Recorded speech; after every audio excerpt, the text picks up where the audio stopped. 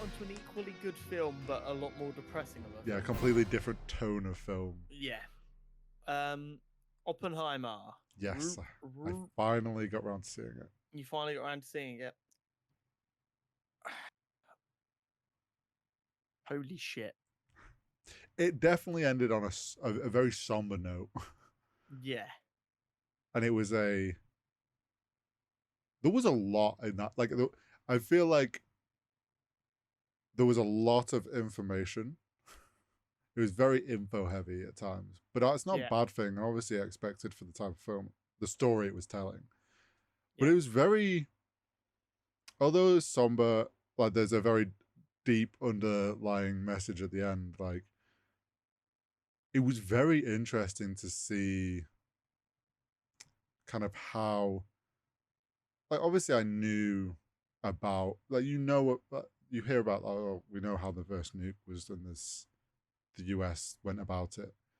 Things I didn't know about was like the whole Strauss stuff and how political it got after the fact.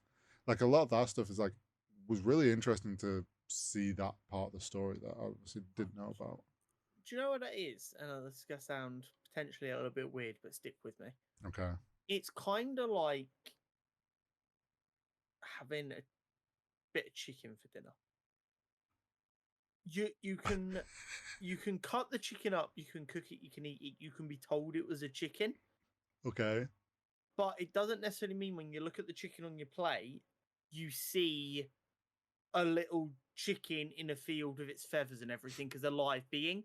Yeah. Because of the steps in between, you like separate them and you forget about the living being that was involved. Well, yeah. Yeah. That's how I think most people who are alive now view the Manhattan Project.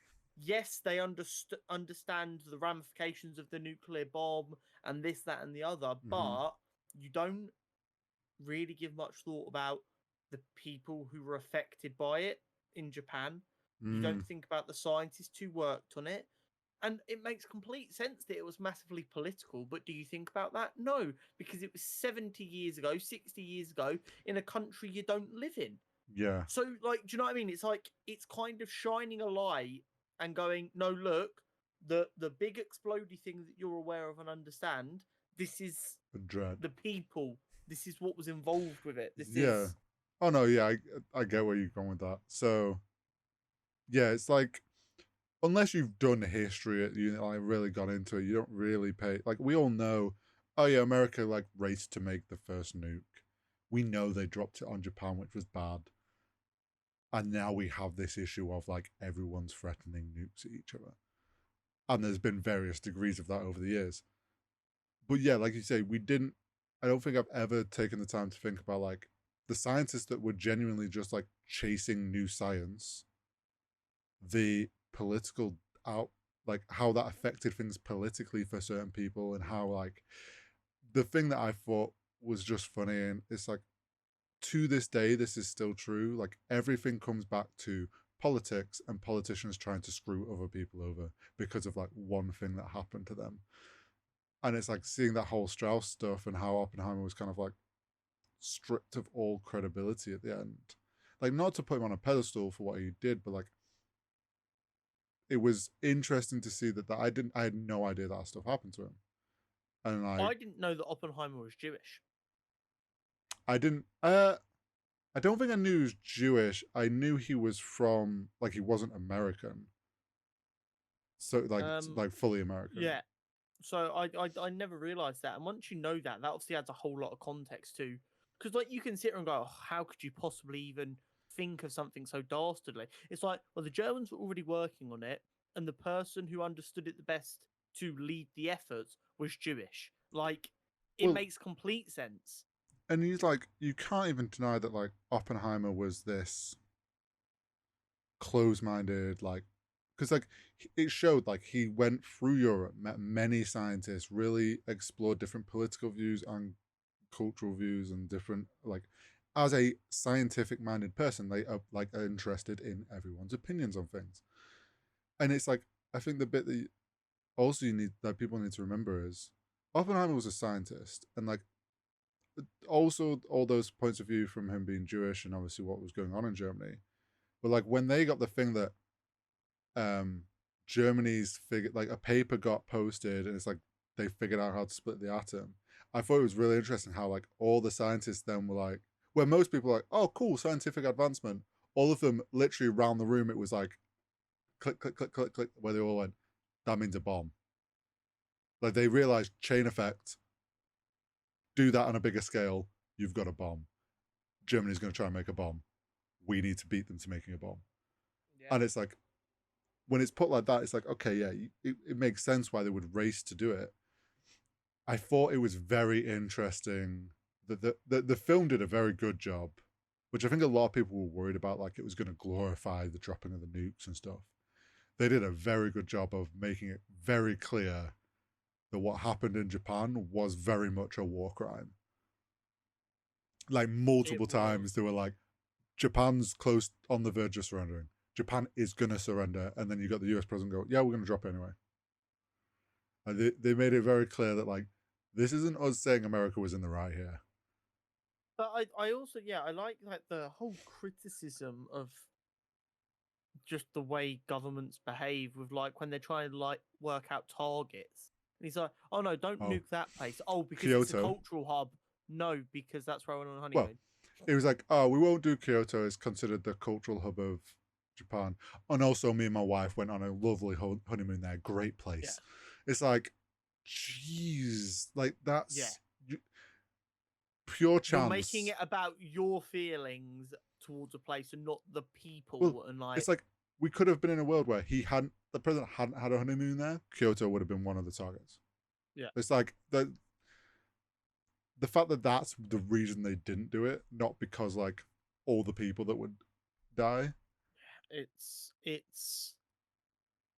It was somber. I think the Trinity test scene might be one of the most intense bits of film I've ever watched. The build up, especially like in IMAX, like with how quiet they get it in there for then that noise to hit, which is louder than any cinema like you're normally going to experience. It genuinely feels, pardon the poor phrasing, like a bomb's gone off. Oh, all of a sudden, just the noise rushing in, you're like, fucking hell. Yeah. That build up, and I don't know if you were the same, the guy that ran outside the bunker, did you think he was gonna die? I thought he was gonna get like blasted with like, but obviously they're far away. I don't know. I guess this is where like obviously I haven't paid enough attention to like how it visually looked, like the things they have from that first test explosion. In my head, when I think nuke going off, I can't help but think like video games and that where there's this huge mushroom cloud. And I was like, that was fucking intense, but a little part of me thought it was going to be bigger. But then it's like, it's obviously it was the first, like that is actually how it was. Like it's not the huge ones we have now. But the crazy thing is just, it's so impressive to me that they managed to do this and not underplay the nuke. Like you're not there like fully going, that didn't feel like a nuke. No, yeah, which is fucking difficult to do. Yeah.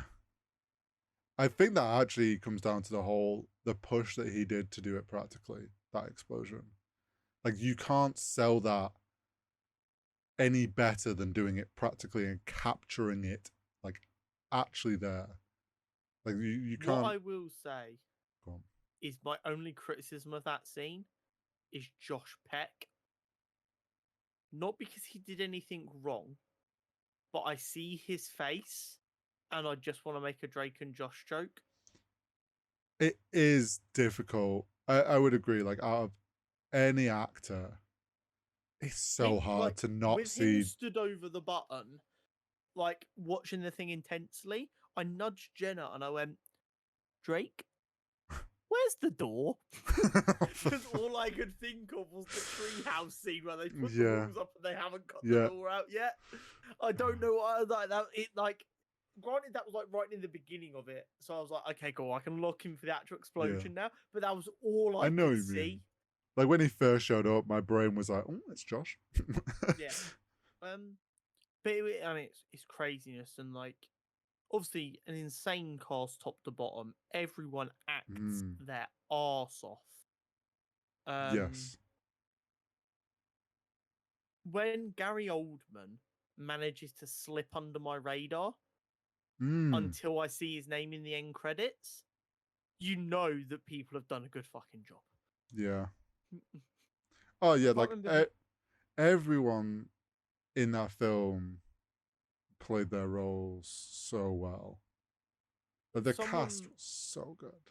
Yeah, I can't remember who it was. Was it someone I work with? It might have been. No, it wasn't. It was one of our friends. Said to me, it was like, I got to the end and I saw Robert Downey Jr.'s names in the credits, and I went, "Where was Robert Downey Jr. in that?" No. And I was like, "Please tell me you now know who he was in that." And they're like, "Yeah, he was Strauss." I was like, "Yeah, one of like the main characters." She was I'm like, not... I didn't even." I'm like, okay, that's impressive. Like, and maybe that's because we've watched so much MCU. his face is ingrained in my brain. Yeah. But I have to say, like, because I'm pretty sure this was the first major role he's done since Iron Man. I'm pretty sure. Since Endgame. Well, yeah, since he ended as Iron Man. I know he did the film about his dad, like the documentary, but that doesn't really. Movies, can I see them in order? So 2019 was Endgame. Doolittle, which was supposed to be a big film but flopped, came out in 2020. Looking for a 2021 Black Widow. That was old footage, doesn't count. Yeah. Senior, which was the documentary, came out last year. I'm not seeing anything else. So yeah, this looks like it was his first real project. For his first, like, I wouldn't say at any point in that film I was like, oh, that's Iron Man. No, I was like, it wasn't, my brain wasn't stuck going, oh, that's Iron Man. It was like, no, this is Robert Downey Jr. playing like some politician essentially. But yeah, the whole Strauss side of the story was very interesting to learn about. Wild. Obviously, I'm sure some details are changed or tweaked or whatever, but like. So my understanding is the black and white is accepted to mostly be very accurate. Okay. In what happened, maybe not so much the words, especially in the back room. The stuff that happened on the Senate floor will be basically verbatim because that will be official record. Mm-hmm. It will be the stuff in the back room where you need to take a pinch of salt, but because it was in black, anything that's in black and white, you can take as basically the truth. Okay. Anything in color, you've like got to accept a little bit of artistic and storytelling alteration to make it fit, because there is no official record of exactly what happened, what words were said or anything, because a lot of it was done in secrecy.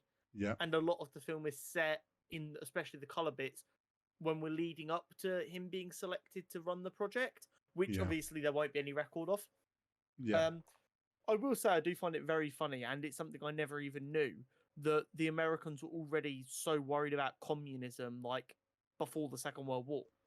Oh yeah, I didn't realize it was such a problem that early on. They from the get-go, it seems they've never trusted Russia. I liked how they did a very good job of kind of, yes, we obviously associate communism with Russia and those like countries, but like even those like early points when it's like obviously like communist sort of way of thinking and stuff, like it's very much sold as American communism and like this just like maybe more unionism a bit, and it's like this weird, we don't instantly think, oh, this is Russian communism. The notion that organizing a union was viewed as communist is fucking hilarious. And do you know what the crazy thing is? Being anti any kind of organization of the workers in such a way is fascist. So the irony that they were fighting this kind of communism, which in reality we'd call more socialism now, in the 40s while fighting actual fascists, just shows how, yes, we were probably the good guys or almost certainly the good guys stopping Nazi Germany. But let's not act like we ourselves were perfect in what we Yeah. were doing. Oh yeah. Uh, But yeah, I thought they did a good job of like kind of fooling us, the viewer, that like, oh, this isn't like pure communism, which actually probably was the point. Like, it wasn't. It was just American government was like, oh my god, communism in any form must be the Russians. yeah, I mean, it was communism in the sense of it was communism, but it was starting to have people who lived their entire life in America to have their take on it, and the Western world have their take on it, which leads to socialism, but it just didn't have another name at this point. Yeah. So it was all just under the umbrella term of Do you know? communism. We obviously saw it in the film of like how Oppenheimer was going around like security um rules at was it called Trinity, the facility, The facility was Los Alamos. Los Alamos, which it kind of showed us, and they like sort of taught like made levy to the fact that like they were going around these rules they were trying to put in place to keep secrets. Something I saw since is like someone was like it was way worse than that. Like there was scientists breaking into offices and picking safes to get the information that they needed to do their part. Like apparently it was like the scientists were really going against the rules and didn't care for any of the like security that was trying to be put in place, which fully shows like why shit leaked to the Russians. And it's like at the end of the day, it's like, what do you expect? Scientists just want to like explore theories and like push things. They don't care for like only being told part of the information. Yeah, this is just it's a common trait for anything that's ever happened. When scientists are being stifled by what they view as bullshit rules, And government. they will not be impressed. Yeah. And it showed some of that, and it showed the like pushback that was happening. And in times of war, like obviously the government was overlooking a lot of it because at the end of the day, they needed the results. And then it was interesting how as soon as the results were gained, oh, now you don't have security clearance anymore because of all these things you did do, even though we were okay with it while you were doing it. Classic American government to go back on something they did. It's always, what can you do for me right now? Yeah.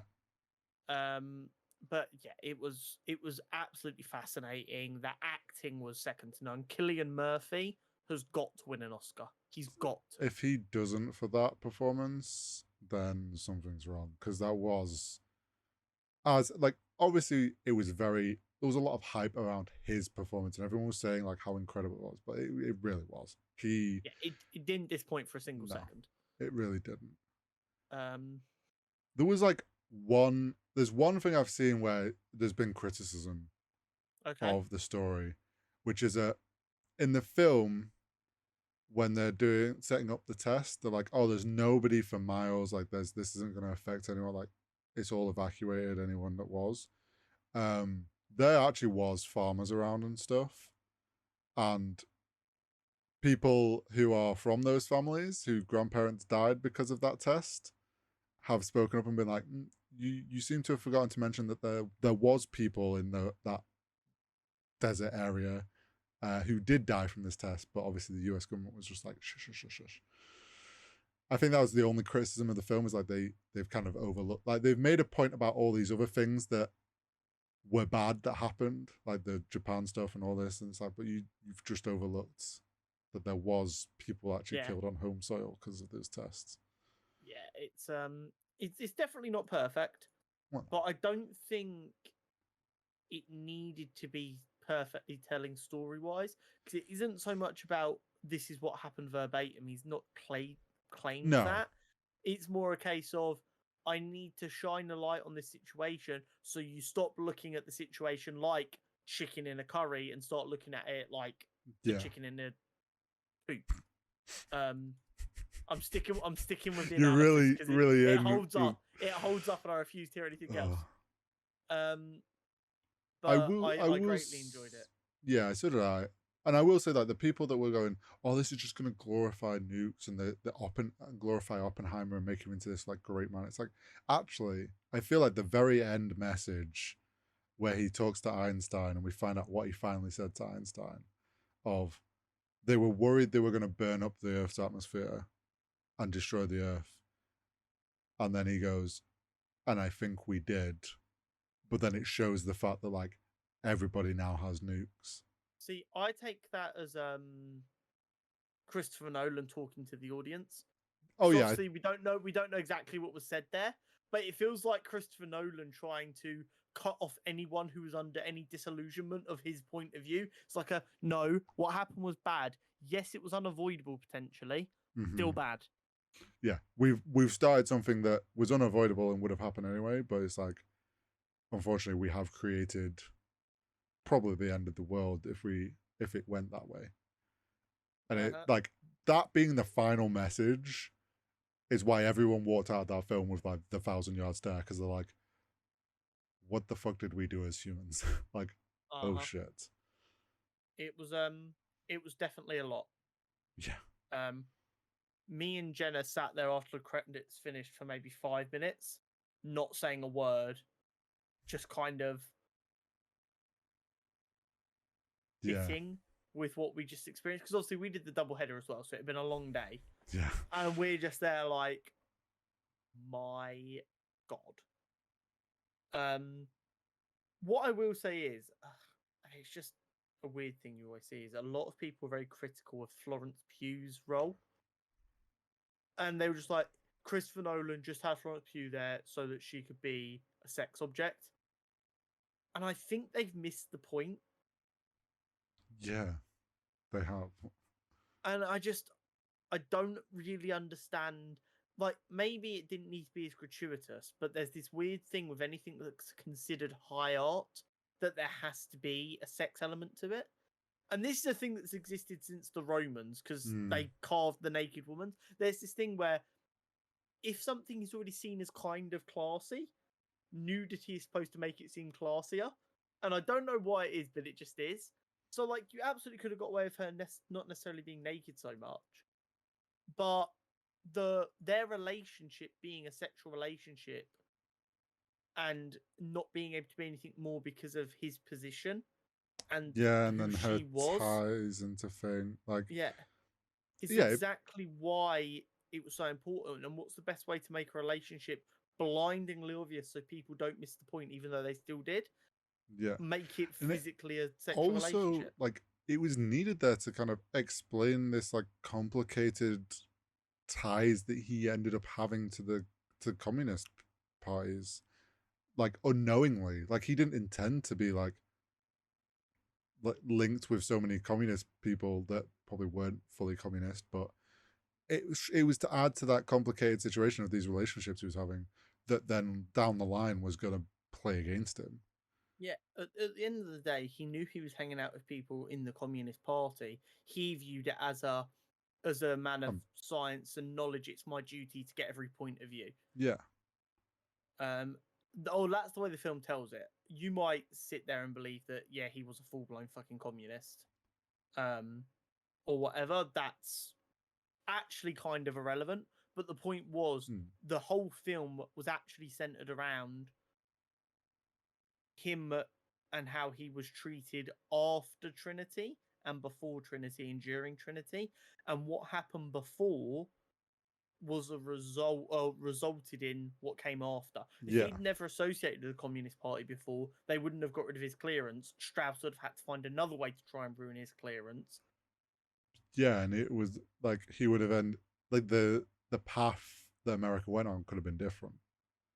But it's part of his story, had to be told. But it was a very, very, very good film. It was. And while I don't necessarily think it deserves to clean sweep at the Oscars, I think Barbie definitely deserves some of them awards. I foresee it doing very well at the Oscars. Oh, for sure. It's gonna win multiple things.